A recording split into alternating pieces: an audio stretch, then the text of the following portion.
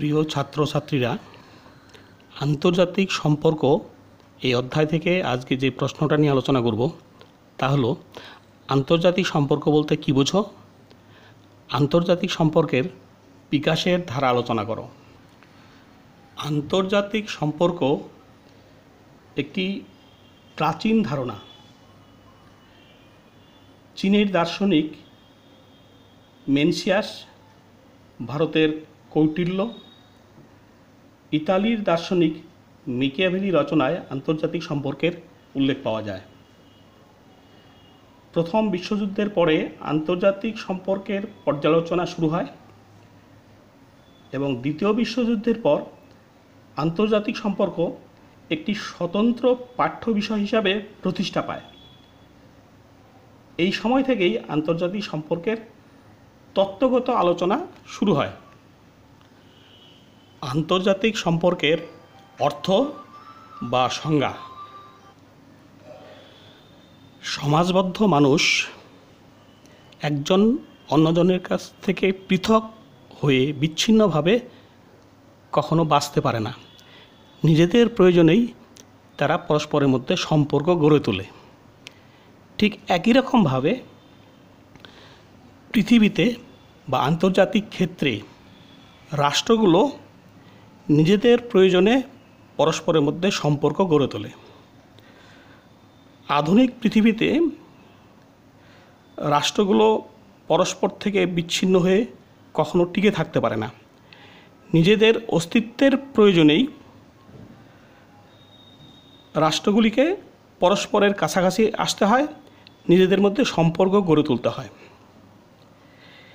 রাষ্ট্রগুলির এই যে পারস্পরিক সম্পর্ক, এই পারস্পরিক সম্পর্ককেই আন্তর্জাতিক সম্পর্ক বলে অভিহিত করা হয়। অধ্যাপক হলস্টি আন্তর্জাতিক সম্পর্ক বলতে রাষ্ট্র সমষ্টি নিয়ে গঠিত আন্তর্জাতিক ব্যবস্থার পর্যালোচনাকে বুঝিয়েছেন। অর্থাৎ হলস্টির বক্তব্য হচ্ছে যে আন্তর্জাতিক সম্পর্কের বিষয় হচ্ছে রাষ্ট্রগুলির মধ্যে পারস্পরিক সম্পর্ক। রাষ্ট্র বাদ দিয়ে অন্য কোনো বিষয় এই আন্তর্জাতিক সম্পর্কের বিষয়ের মধ্যে পড়ে না। কিন্তু অনেক রাষ্ট্রবিজ্ঞানী হলস্টির এই বক্তব্যকে সমর্থন করেননি। তাদের বক্তব্য হচ্ছে আন্তর্জাতিক সম্পর্কের বিষয় শুধুমাত্র রাষ্ট্রকে কেন্দ্র করে গড়ে ওঠে না। রাষ্ট্রের বাইরেও অনেক বিষয় আছে যেগুলো আন্তর্জাতিক সম্পর্কের বিষয় হিসেবে গণ্য হয়। পামার ও পার্কিন্স মনে করেন যে আন্তর্জাতিক সম্পর্ক হচ্ছে একটা বৃহত্তর ধারণা। তিনি বলেছেন, international relations is a term properly embracing the totality of the relations among people and groups in the world society. অর্থাৎ আন্তর্জাতিক সম্পর্ক বিশ্বের সব মানুষ এবং গোষ্ঠীর যাবতীয় সম্পর্ককে বোঝায়। স্ট্যানলি হফম্যানের মতে আন্তর্জাতিক সমাজে রাষ্ট্রই যে একমাত্র প্রভাব বিস্তার করে তা নয়। রাষ্ট্রের বাইরেও আরও অনেক বিষয় আছে, যেমন ব্যক্তি, মতাদর্শ, স্বার্থগোষ্ঠী ইত্যাদিও গুরুত্বপূর্ণ ভূমিকা পালন করে। অনেকে আন্তর্জাতিক রাজনীতিকে আন্তর্জাতিক সম্পর্কের মধ্যে গণ্য করেছেন। অর্থাৎ আন্তর্জাতিক সম্পর্ক এবং আন্তর্জাতিক রাজনীতি একই। কিন্তু অধিকাংশ রাষ্ট্রবিজ্ঞানী এই মতকে সমর্থন করেন না। তাদের মতে আন্তর্জাতিক রাজনীতি হচ্ছে আন্তর্জাতিক সম্পর্কের একটা অংশ মাত্র। আন্তর্জাতিক সম্পর্ক আন্তর্জাতিক রাজনীতির থেকে আরও ব্যাপক। রাজনীতির বাইরেও আরও অনেক বিষয় আছে, যেমন অর্থনীতি, সমাজনীতি, এছাড়া আছে মানুষের সঙ্গে মানুষের সাংস্কৃতিক সম্পর্ক, মানবিক সম্পর্ক, এই বিষয়গুলো জড়িত আছে। তাছাড়া অরাষ্ট্রীয় অনেক সংগঠন আছে বিভিন্ন ধরনের প্রতিষ্ঠান আছে যেগুলোও আন্তর্জাতিক সম্পর্ককে প্রভাবিত করে। সুতরাং এই যে অরাজনৈতিক বা অরাষ্ট্রীয় সংগঠন বা বিভিন্ন প্রতিষ্ঠান, এগুলোও আন্তর্জাতিক সম্পর্ককে প্রভাবিত করে এবং আন্তর্জাতিক সম্পর্কের এগুলো বিষয়। এছাড়াও বিশ্বে কিছু কিছু অঞ্চলে কতগুলো আঞ্চলিক সংগঠন আছে, যেমন জোট নিরপেক্ষ গোষ্ঠী, ইউরোপিয়ান ইউনিয়ন, আরব লীগ, আফ্রিকান ঐক্য সংস্থা, এশিয়ান, সার্ক। এছাড়াও আরও কিছু সংস্থা আছে, যেমন বিশ্ব বাণিজ্য সংস্থা, আন্তর্জাতিক অর্থভাণ্ডার, বিশ্ব ব্যাংক। আবার কিছু গোষ্ঠী আছে যেমন সন্ত্রাসবাদী গোষ্ঠী, মানবাধিকার গোষ্ঠী। এদের কার্যকলাপও রাষ্ট্রের মধ্যে যে সম্পর্ক, সেই সম্পর্ককে প্রভাবিত করে। সুতরাং এই বিষয়গুলো কখনো আন্তর্জাতিক সম্পর্কের বিষয়ের বাইরে হতে পারে না, এগুলোও আন্তর্জাতিক সম্পর্কের একটা গুরুত্বপূর্ণ বিষয়। এই আলোচনা থেকে আমরা আন্তর্জাতিক সম্পর্কের একটা সর্বজনগ্রাহ্য সংজ্ঞা দিতে পারি। সেটা কি? আন্তর্জাতিক সম্পর্ক হলো এমন একটি বিষয় যা পৃথিবীর বিভিন্ন রাষ্ট্রের পারস্পরিক সম্পর্ক, অরাষ্ট্রীয় সংস্থা, আন্তর্জাতিক সংগঠন, যুদ্ধ, শান্তি, নিরস্ত্রীকরণ, জোট গঠন, আণবিক সন্ত্রাস ইত্যাদি সমগ্র আন্তর্জাতিক ব্যবস্থার যাবতীয় বিষয় নিয়ে আলোচনা করে। আন্তর্জাতিক সম্পর্কের বিকাশের ধারা। আন্তর্জাতিক সম্পর্ক একদিনে গড়ে ওঠেনি। প্রাচীনকাল থেকে শুরু করে আজ পর্যন্ত বিভিন্ন সময়ে আন্তর্জাতিক সম্পর্কটা বিকশিত হতে হতে, বিবর্তিত হতে হতে বর্তমান রূপ ধারণ করেছে। আন্তর্জাতিক সম্পর্কের যে এই বিকাশের ধারা, সেই বিকাশের ধারাকে আমরা কয়েকটি ভাগে ভাগ করে আলোচনা করতে পারি। 1 নম্বর, রাষ্ট্রের উদ্ভব ও আন্তর্জাতিক সম্পর্ক।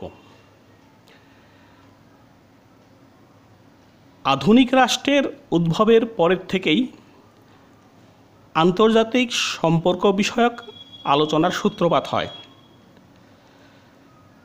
আধুনিক রাষ্ট্রের জন্ম হয়েছিল 1648 খ্রিস্টাব্দে। আধুনিক রাষ্ট্র হচ্ছে সার্বভৌম রাষ্ট্র। এই রাষ্ট্রগুলি নিজেদের সার্বভৌমত্ব বজায় রেখে একে অপরের সঙ্গে রাজনৈতিক, অর্থনৈতিক, বাণিজ্যিক এবং অন্যান্য বিভিন্ন ক্ষেত্রে পরস্পরের মধ্যে একটা সম্পর্ক গড়ে তোলবার চেষ্টা করে।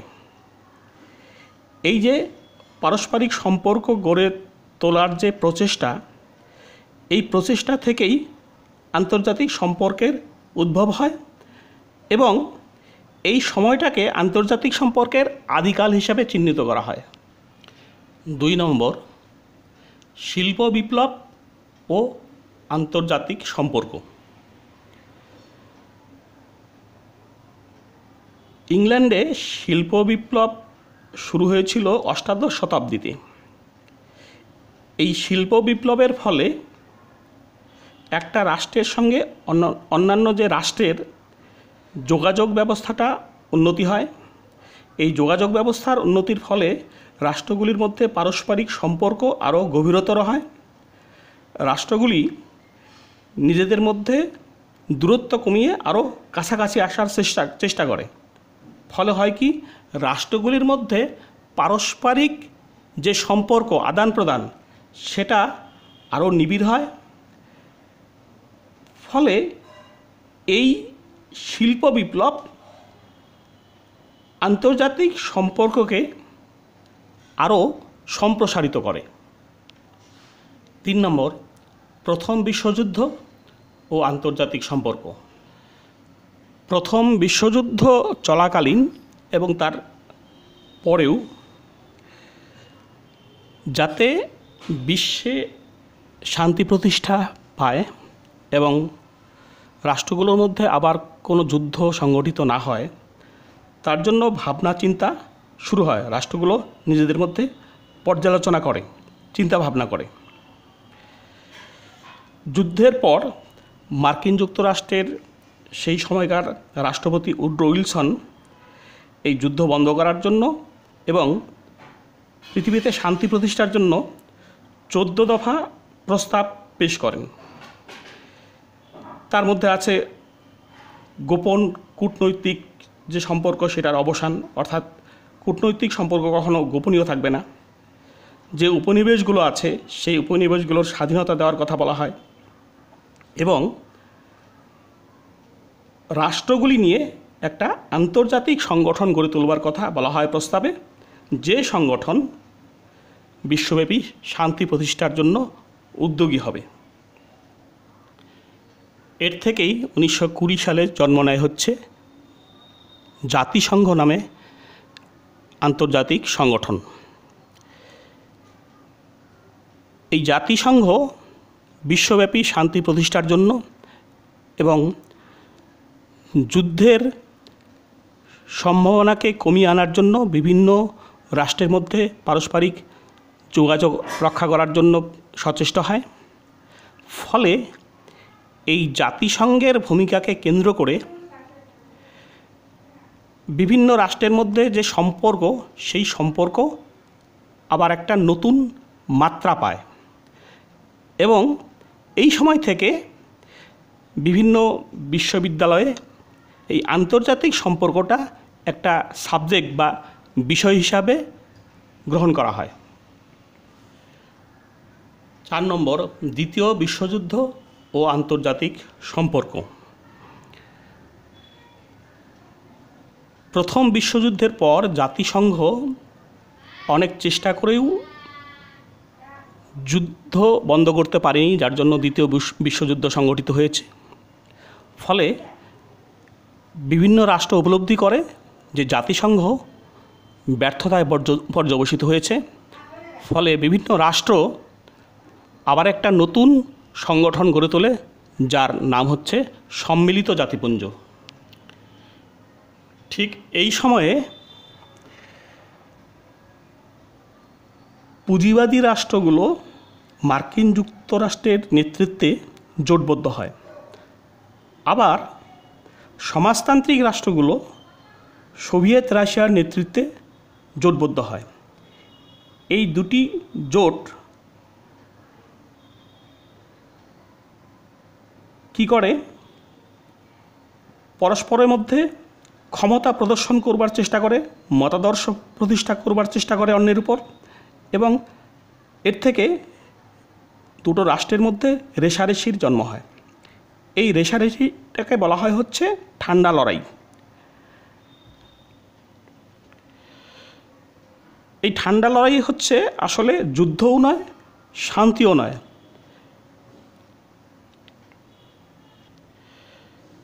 সমাজতান্ত্রিক জোট এবং পুঁজিবাদী জোটের বাইরেও এই সময় আরেকটা জোটের জন্ম হয়, যার নাম হচ্ছে নির্জোট বা জোট নিরপেক্ষ রাষ্ট্র। এই জোট নিরপেক্ষ রাষ্ট্রগুলো পুঁজিবাদী রাষ্ট্রের যে জোট তার সঙ্গেও থাকতে চায়নি, আবার সমাজতান্ত্রিক যে জোট সেই সমাজতান্ত্রিক জোটের সঙ্গেও থাকতে চায়নি। তারা নিজস্ব একটা আদর্শ নিয়ে স্বাধীনভাবে, স্বতন্ত্রভাবে, নিরপেক্ষভাবে আন্তর্জাতিক ক্ষেত্রে ভূমিকা পালন করবার জন্য সচেষ্ট হয়। ফলে এই যে তিনটি জোটের মধ্যে ক্রিয়া প্রতিক্রিয়ার মধ্য দিয়ে বিভিন্ন রাষ্ট্রের মধ্যে একটা আলাদা সম্পর্ক তৈরি হয়েছে। এই সম্পর্ক আন্তর্জাতিক সম্পর্ককে আরও একটা ভিন্ন মাত্রা দিয়েছে এবং এই সময় থেকেই আন্তর্জাতিক সম্পর্ক শিক্ষাক্ষেত্রে একটা স্বতন্ত্র বিষয় হিসাবে বা সাবজেক্ট হিসাবে গ্রহণ করা শুরু হয়। নয়া বিশ্ব ব্যবস্থা ও আন্তর্জাতিক সম্পর্ক। দ্বিতীয় বিশ্বযুদ্ধের পর থেকে 1990 সাল বা 1991 সালের প্রথম দিক পর্যন্ত আন্তর্জাতিক রাজনীতি বা আন্তর্জাতিক সম্পর্ক একই ধারায় প্রবাহিত হয়েছিল। কিন্তু 1991 খ্রিস্টাব্দে সোভিয়েত ইউনিয়নের পতনের পর একটা নতুন বিশ্ব ব্যবস্থা গড়ে ওঠে। সেই বিশ্ব ব্যবস্থা হচ্ছে এক মেরু বিশ্ব ব্যবস্থা। কারণ সোভিয়েত ইউনিয়নের পতন হয়েছে, ফলে সমাজতান্ত্রিক জোটের যে শক্তি, সেই শক্তি খর্ব হয়েছে এবং মার্কিন যুক্তরাষ্ট্র এককভাবে সারা পৃথিবীতে আধিপত্য বিস্তার করবার চেষ্টা করেছে। এই যে মার্কিন যুক্তরাষ্ট্রের বিশ্বব্যাপী এককভাবে আধিপত্য বিস্তার করবার ফলে যে একমেরু বিশ্ব তৈরি হয়েছে, তার ফলে রাষ্ট্রগুলোর মধ্যে পারস্পরিক সম্পর্কের পরিবর্তন ঘটেছে, সম্পর্কটা বিকশিত হয়েছে। এই যে পরিবর্তন, সেই পরিবর্তনের ফলে আন্তর্জাতিক সম্পর্কের যে বিষয়, সেই বিষয়ও পরিবর্তিত হয়েছে এবং বিকশিত হয়েছে। বিশ্বায়ন ও আন্তর্জাতিক সম্পর্ক। বর্তমান যুগ হচ্ছে বিশ্বায়নের যুগ। এই বিশ্বায়নের ফলে আন্তর্জাতিক যে বাণিজ্য সংস্থাগুলো আছে, অর্থ সংস্থাগুলো আছে, বহুজাতিক সংস্থাগুলো আছে, এই সংস্থাগুলো অবাধে সারা বিশ্বে বাণিজ্য করার সুযোগ পাচ্ছে। কোনো রাষ্ট্রই এদের বাণিজ্যের ক্ষেত্রে বাধা দিতে পারছে না। ফলে